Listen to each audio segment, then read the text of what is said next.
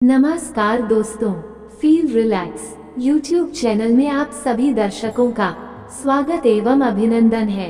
कृपया वीडियो देखने से पहले चैनल को सब्सक्राइब जरूर करें। जय श्री राम।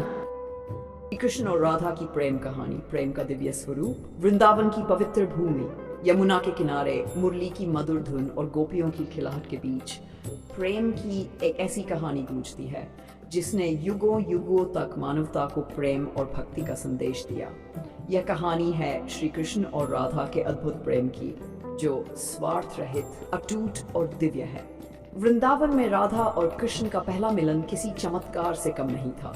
जब कृष्ण पहली बार नंदगांव से वृंदावन आए, तब राधा अपने सखियों के साथ यमुना के तट पर फूल चुन रही थी। जैसे ही राधा ने कृष्ण को देखा, उनका मन ठहर सा गया। वह सोचने लगी, यह कौन है? इनकी मुरली की धुन मेरे हृदय को क्यों छू रही है? कृष्ण भी राधा को देखते ही मंत्रमुग्ध हो गए। उनके मन ने कहा, यह कोई साधारण कन्या नहीं हो सकती, इसमें तो स्वयं प्रेम की देवी बसती हैं। पहला संवाद, कृष्ण ने हंसते हुए कहा, राधा, क्या आप मुझे अपना परिचय देंगी? ये सुंदरता और ये मधुर मुस्कान देखकर मेरा मन तो बेचैन हो गया है। राधा ने शर्माते हुए उत्तर दिया, आप कौन हैं जो इतने सहज होकर प्रश्न पूछ रहे हैं? वृंदावन की लड़कियों से इस तरह बात करना यहाँ के नियमों में नहीं है। कृष्ण मुस्कुराए और बोले, मैं नंद का पुत्र कृष्ण हूँ, लेकिन आपके सौंदर्य और सरलता ने तो मुझे कुछ कहने लायक ही नहीं छोड़ा। क्या आप मेरी मित्र बनेंगी? राधा ने शरारती अंदाज में कहा, मित्रता? पहले ये बताइए, क्या आप सच्चे हैं या सिर्फ मीठी बातें करना जानते हैं?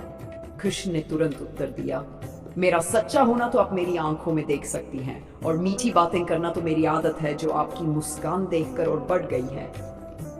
यह सुनकर राधा और उनकी सखियां हंस पड़ी। मुरली की धुन और गोपियों की छेड़छाड़। श्री कृष्ण की मुरली पूरे वृंदावन की पहचान थी।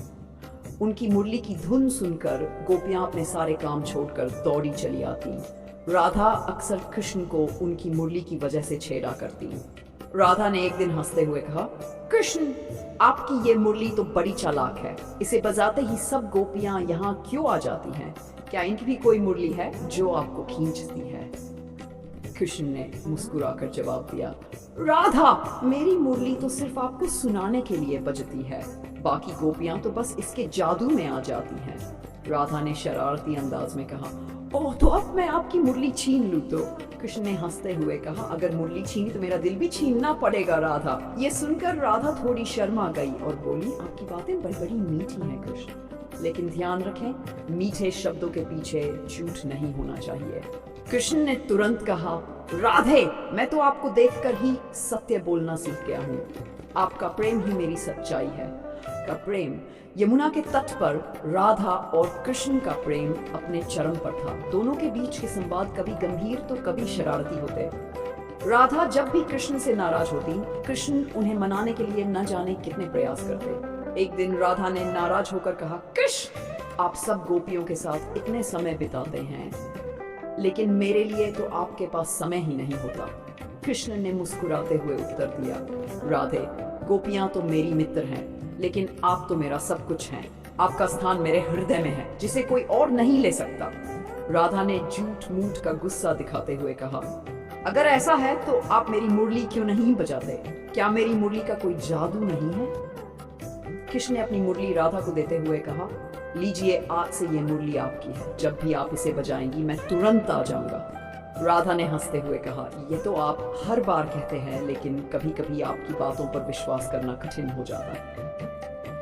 प्रेम का गहराई। राधा और कृष्ण का प्रेम न केवल रोमांटिक था, बल्कि आध्यात्मिक भी था। वे दोनों जानते थे कि उनका यह संबंध संसार के बंधनों से परे है। एक दिन राधा ने पूछा, कृष्ण, क्या हमारा यह प्रेम कभी समाप्त होगा? कृष्ण ने गंभीर होकर उत्तर दिया, राधे, हमारा प्रेम तो सृष्टि का आधार है, ये कभी समाप्त नहीं होगा। चाहे युग बदले, चाहे हम अलग हो जाएं, लेकिन हमारी आत्माएं सदा एक रहेंगी। यह प्रेम है जो शरीर से परे और आत्मा से जुड़ा है। राधा की आंखों में आंसू आ गए। उन्होंने कहा, कृष्ण, यह प्रेम इतना गहरा है कि मैं इसे शब्दों में व्यक्त नहीं कर सकती, लेकिन एक बात जरूर कहूंगी, अगर मैं आपकी हूँ तो आप मेरे भी हैं, हमेशा के लिए। कृष्ण ने मुस्कुराते हुए कहा, राधे, आपका यह विश्वास ही मेरे जीवन की सबसे बड़ी शक्ति है। मैं आपसे दूर होकर भी सदा आपके साथ रहूंगा। विदाई का क्षण एक समय ऐसा आया जब कृष्ण को वृंदावन छोड़कर मथुरा जाना पड़ा। यह राधा के लिए सबसे कठिन क्षण था। उन्होंने कृष्ण से कहा, कृष्ण, अगर आप मुझे छोड़कर चले जाएंगे तो मेरा क्या होगा? कृष्ण ने उन्हें सांत्वना देते हुए कहा, राधे, मैं आपको कभी नहीं छोड़ सकता। भले ही ये शरीर वृंदावन से दूर हो, लेकिन मेरा हृदय सदा आपके पास रहेगा। यमुना के तट पर जब भी आप मेरी मुरली की धुन सुनेंगी, समझना कि मैं यही हूँ। राधा ने अश्रुपूर्ण नेत्रों से कहा, कृष्ण, मैं आपके बिना कैसे रहूंगी? कृष्ण ने उनके आंसू पोंछते हुए कहा, राधे, आपका प्रेम ही मुझे जीवित रखेगा। यही प्रेम तो हमारी आत्माओं को सदा के लिए जोड़ता है। प्रेम का दिव्य संदेश श्री कृष्ण और राधा का प्रेम केवल भावनाओं तक सीमित नहीं था।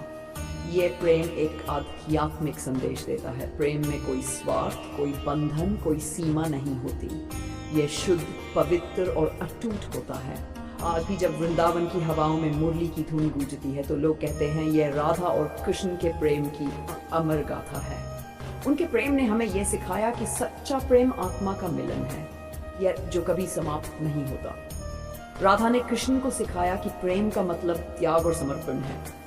वहीं कृष्ण ने राधा को दिखाया कि प्रेम के बिना जीवन अधूरा है। उनका प्रेम सदा अमर रहेगा, चाहे युग बदलते रहें, चाहे दुनिया बदल जाए। यही कारण है कि राधा और पूरा कृष्ण का वीडियो नाम देखने साथ के लिया लिए जाता है। बहुत बहुत राधा के बिना धन्यवाद। कृष्ण आपका अधूरे हैं दिन और शुभ कृष्ण हो। के बिना चैनल राधा। को उनका सब्सक्राइब प्रेम आज जरूर भी करें। युगों-युगों तक